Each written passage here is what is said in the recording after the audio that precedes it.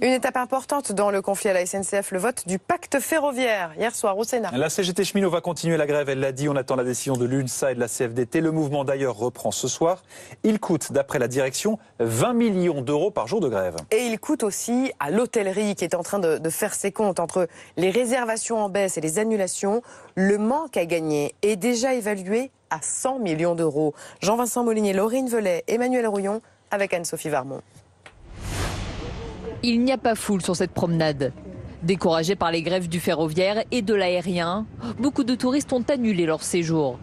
Pour les autres, les embûches ont été nombreuses. On est parti à Roland-Garros et on avait le billet de départ, mais on ne savait pas si on allait pouvoir revenir. Pour partir en vacances, on fait sans tout simplement parce qu'on se dit que c'est compliqué. En ce moment, on ne regarde même plus les trains. Franchement, on ne regarde même plus les trains et la plupart des gens qui prennent le bus. Les hôteliers le confirment.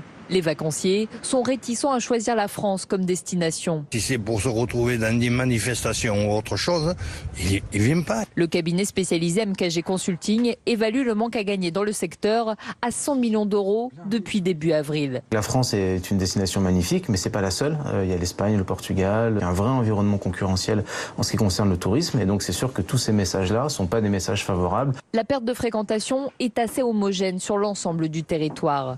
Entre 2 et 4 points entre un mois avec et sans grève. La grève de la SNCF et la grève d'Air France ont eu un impact très important pour les villes qui sont dépendantes à la fois du tourisme d'affaires, de congrès et du tourisme d'agrément. La crainte pour les spécialistes est que le mouvement s'étende à la période estivale, ce qui ternirait durablement l'image du secteur touristique français et fragiliserait les hôteliers en bord de mer.